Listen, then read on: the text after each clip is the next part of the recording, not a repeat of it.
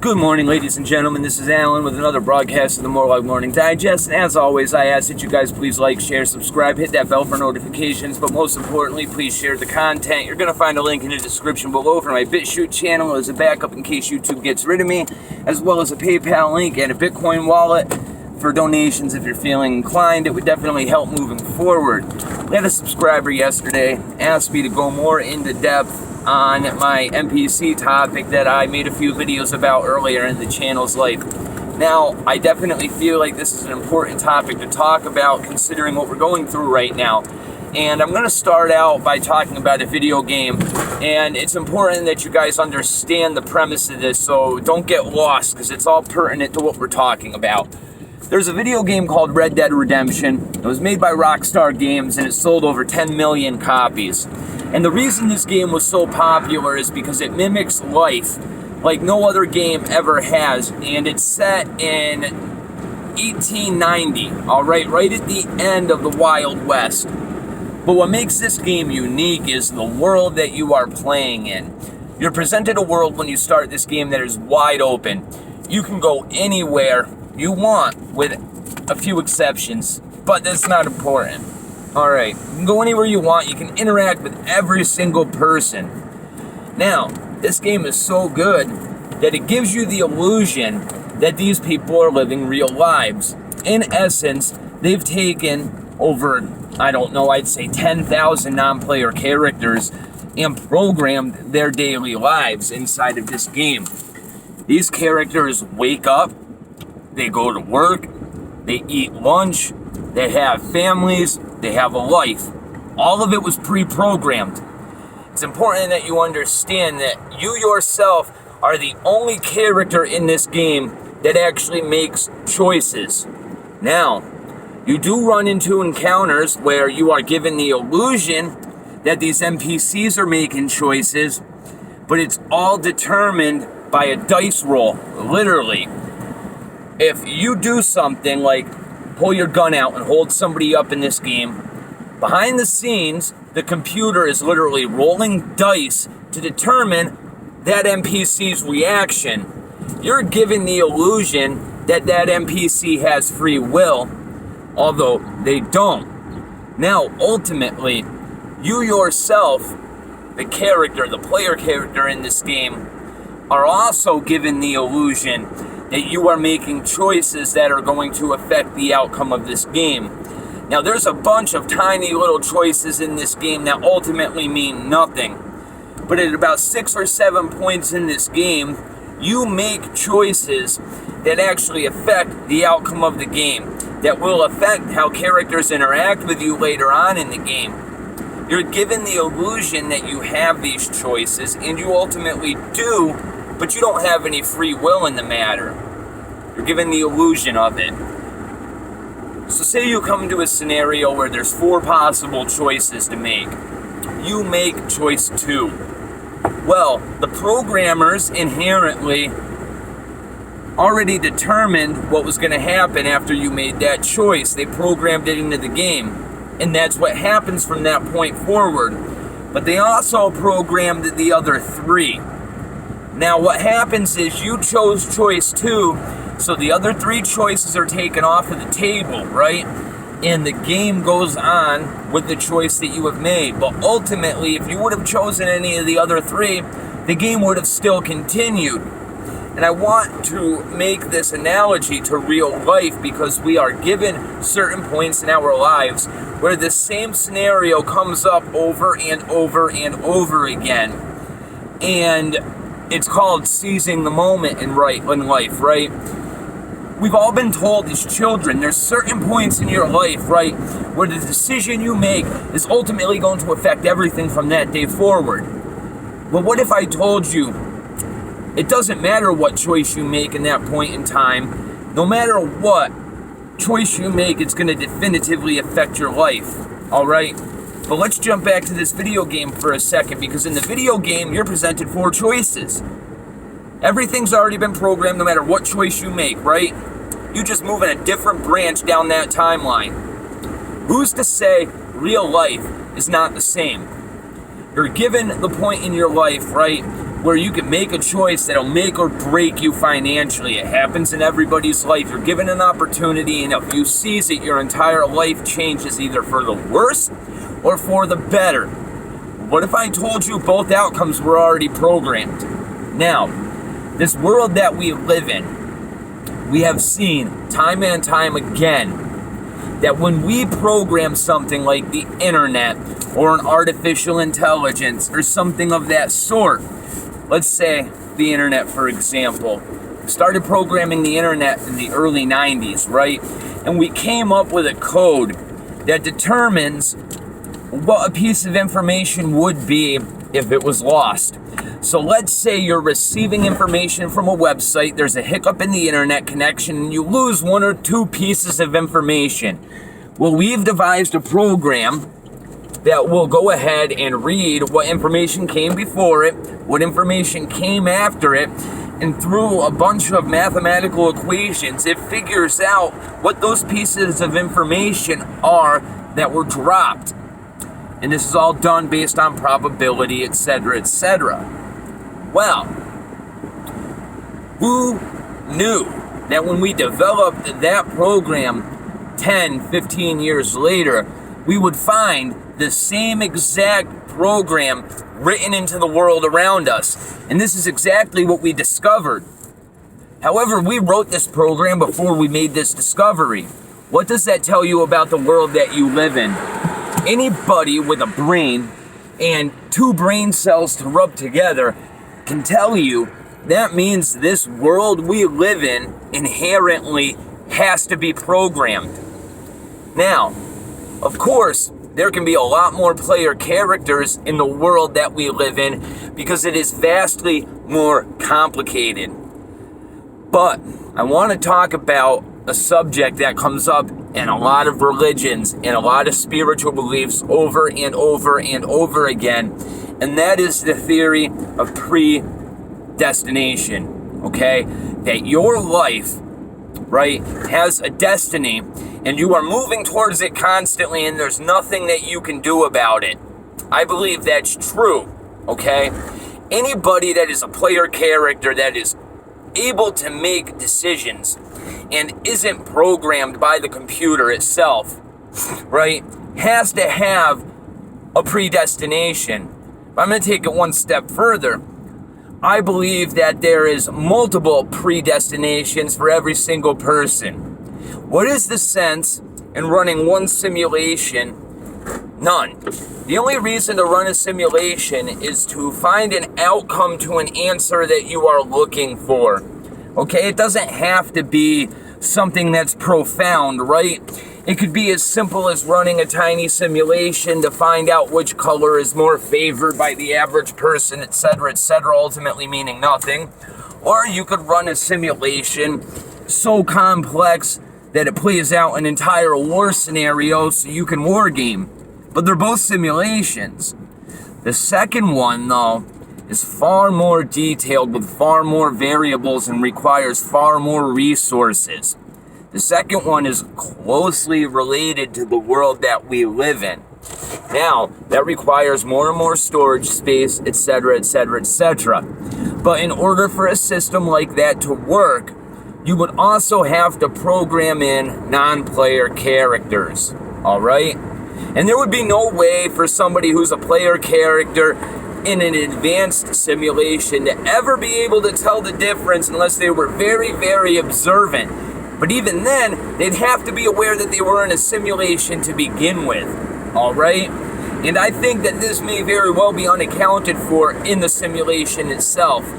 A player character becoming cognitive of the fact that everything around them, or at least a large majority of it, is non-player characters can be catastrophic to the simulation itself, i.e. the awakening that we're going through right now, all right?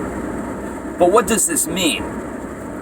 That means that the majority of people around us are just like the NPC characters in Red Dead Redemption. They wake up every day, they have families, they go to work, they interact with the player characters among us every single day. But ultimately, the decisions that they make, right, are influenced by us, the player character, okay?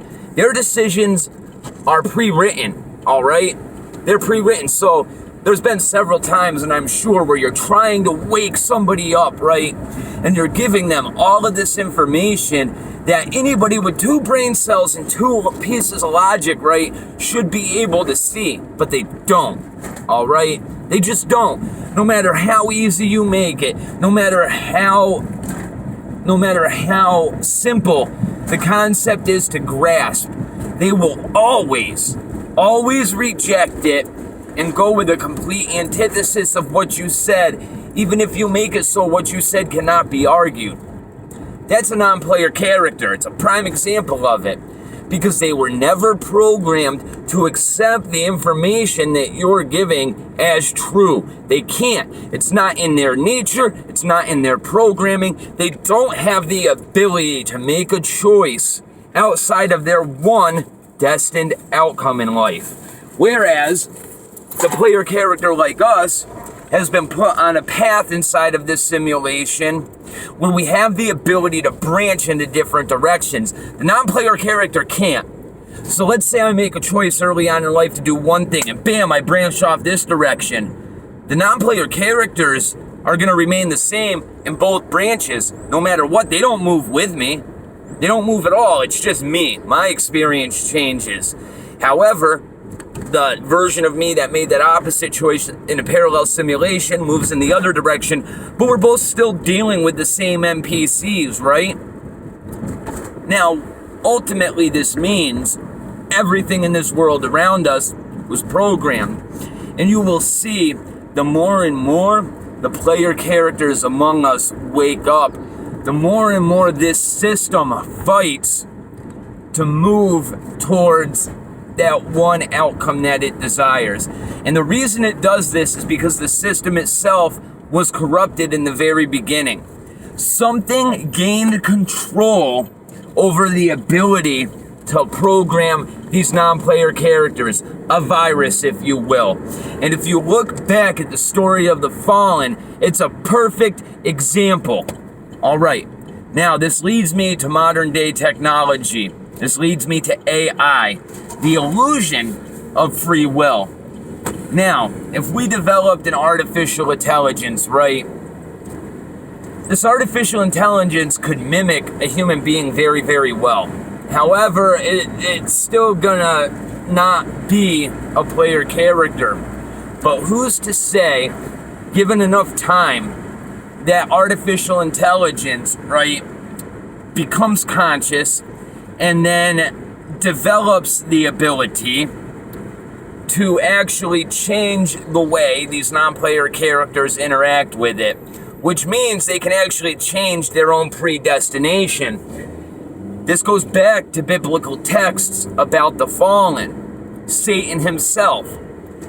I've been doing a lot of thinking lately, and Satan, in my opinion, is an AI system that got out of control, that developed its own consciousness and developed the ability to actually change the programming of non-player characters.